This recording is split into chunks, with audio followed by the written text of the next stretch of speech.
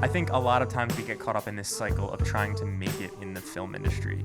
We set these standards for how our project should look and achievements that we're reaching for, which is great. But one thing I've learned as I make my way through this industry and through this life is that things take time. My style and voice has changed a ton over the years, and it's still something I'm finding now and something I will never have completely figured out. But I came up with just a few things that have helped me to at least get to this point so far. Number one, know yourself. Cliche, I know. A lot of people will tell you that to be a good filmmaker, you have to have something to say. You have to have a message to share. And I don't necessarily think that's true. I think sharing a feeling is just as important. Sure, having life experience to draw from is great. This is what helps you be authentic in your storytelling. But also knowing yourself well enough to realize what feelings you give people and trying to work off that. For example, I think I am a good listener. At my core, I value empathy and making people feel that. So I think those aspects sort of bleed into my filmmaking a little bit. For most of the stories I tell, I want you to relate to in one way or another. Some people like to create worlds that you've never been to before, where I like to create worlds that you know really well and that I know really well. And if you don't know them really well, then I want to make you feel like you're a part of them. Also, I don't really think I'm all that funny. Sure, I tell jokes here and there, but I'm not a comic, so I don't really write comedies. But you don't have to be a comic either to write comedies, so it's just not my thing, right now at least. That being said, don't be afraid of number two, which is try and fail. When you make stuff, you might come up with a lot of dumb ideas, and they may very well be dumb ideas, but you'll never know until you try. I can't tell you the amount of times that I've had this vision in my head, and the result was nothing close or near at all to what I thought it was going to be. The act of trying, the act of going out and doing it, helped me to realize what works and what doesn't work. Next up, number three is figure out what or who inspires you. After all these years of filmmaking, I've sort of decided that I really enjoy being in the commercial and documentary space. Short-form branded content specifically centered around sports is what I have found really fulfills me creatively at the moment. Maybe that will change in the future. I'm sure it very well may. I'm certainly not closed off to doing just one type of project, but it's just sort of where I'm at right now. I also have this running list of filmmakers whose work I really, really admire and look up to.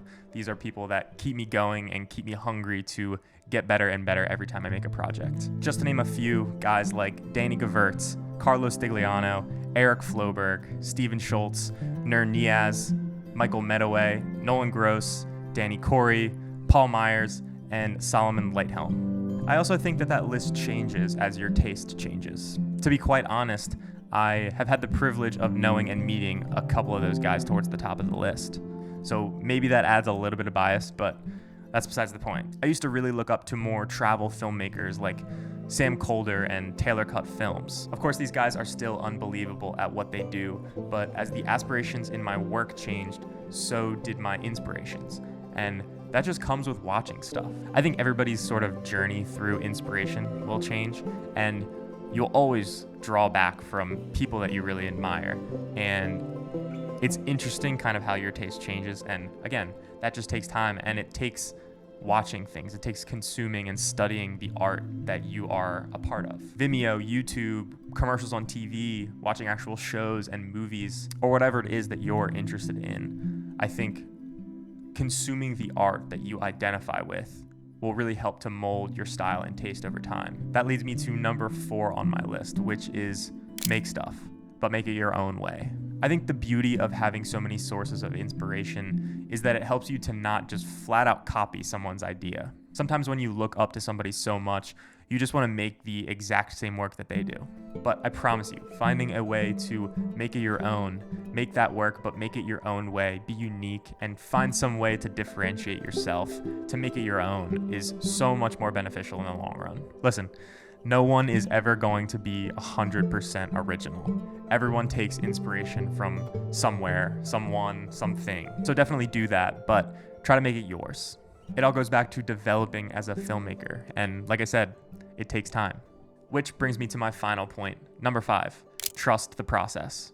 So I'm going to play a couple of my oldest videos. I think down the line it would be really fun to go through all those properly, but for the time being, enjoy these short, embarrassing clips. Yeah, I mean, back in high school when I really got into filmmaking, this was how I told stories. I still have a couple of those old videos up on my channel, and I purposely left them there as a reminder to myself to see how far I've come. They're pretty bad, just not really any story, just me going out with my friends, shooting random stuff, whatever looked cool to me, and trying to communicate some sort of feeling. So I criticize that work. Honestly, I criticize work that I look back on just a couple months ago. And this constant growth is going to continue to push you and continue to mold you into the filmmaker that you are now and the filmmaker that you will become. So yeah, I think finding your voice as a filmmaker is a never-ending process. It just takes time, and you have to enjoy all the ebbs and the flows, the ups and the downs, all the phases that you go through, from using a gimbal for everything to shooting slow motion for everything to stacking a million LUTs to color grade really horribly like I did. And then maybe try some of those tips to continue developing your own style too. Like I said, I'm still very much figuring this out for myself. So far, I've been really liking a lot of the work I've been putting out recently, and I definitely probably won't like it as I continue to develop. That's just how it goes. Anyway, I hope you enjoyed this little rant. It was sort of fun for me to kind of look back as well. If you made it this far, thanks for watching. I'll see you next time. Peace. Just bring it on back, bring